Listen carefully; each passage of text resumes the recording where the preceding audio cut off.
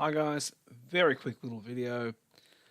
I'm in the middle of editing a much larger video where I actually go through this design document section over here, and it requires a lot of secondary edits. And one of the things I needed to add was a sprite collision that would compare two sprites together. If any of the pixels overlap, it returns a true. Now I've done this before a whole bunch of different ways, and there's a lot of different methods, and I just assumed that this was going to go easily and not thought much about it. Of course, here's our debug version of the scene. That's me in the top left hand corner. If we add a couple of characters that are not moving, we'll start to look at,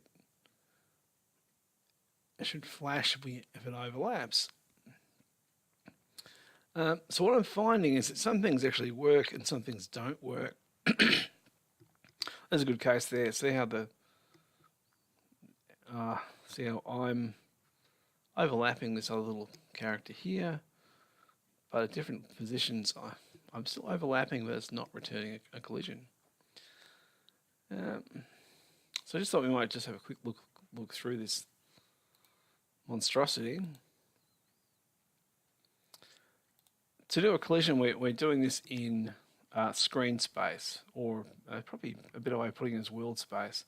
So whatever location you give for the sprite's coordinates, sprite 1 is sprite 1 or source sprite. Sprite 2 is destination sprite, where we normally call it. So what we do is we work out the size of both sprites, which is what we're doing here. And we do a region test to see if the two sprites overlap. If they do, we set a little flag, and then we go, okay, well, let's do a much lower level look at the two sprites. Bunch of debug stuff because it's doing weird things. We get our pointers to the actual bits in memory for sprite 1 and sprite 2. Compute some values here that represent how many bytes there are between rows, that kind of stuff. So a sprite is made up of 8 by 8 characters. So even if your sprite is, let's say it's 32 by 16, then it's actually made up of 4 8 by 8 blocks horizontally, and there's 2 rows of that. That gives us our 32 by 16 pixels. So what this rows here is all about. We're computing the number of bytes across. My point is that we can iterate through and do a comparison on each 8 by 8 block, because that's how it's stored in memory actually.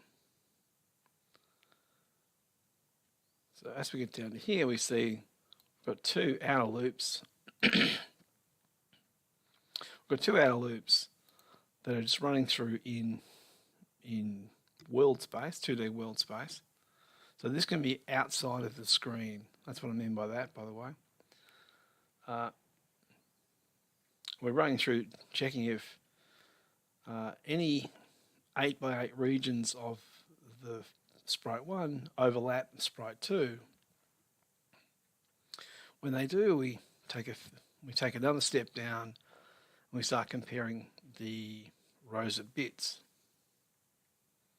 which just comes down to pretty much we read it from memory, do a bit of shifting, a bit paranoid, so added some masking, but that's not necessary at all actually.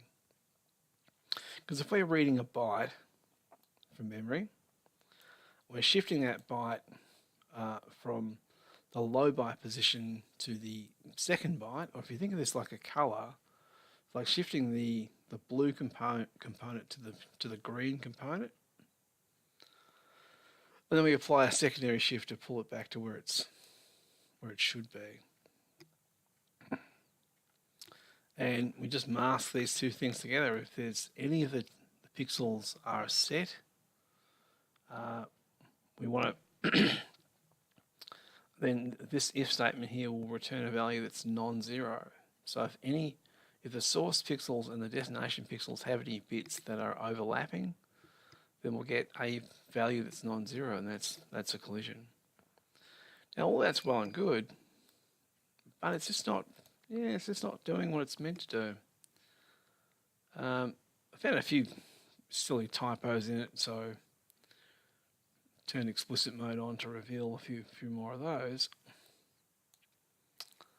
Generally, this I found it. Well, most of the bugs I found really were where I'd meant to say Sprite 2, but I'd used Sprite 1, that kind of thing, which is harder to sort of pick up, I guess, as you're doing this. But anyway, this is what the delay is for getting this thing, the much longer design doc thing done. I wanted to use the output from this to show when I'm talking about doing pixel by pixel collisions, but yeah, it's just not working. I've made notes in here to say, yeah, the method I'm using is pretty sucky, you know, but it'll do for the circumstance. And even though it's not a great solution, as long as lots of different sprites aren't overlapping altogether, then actually doesn't matter how the inner routines work. And that's because if the sprites don't share any of the same region, then they're not compared any more than that anyway. So, But anyway, I'll leave that there, and I could get this up today. And so I am actually messing around with this stuff, and I'll put this version here up as well, and hopefully get the design document thing done over the weekend.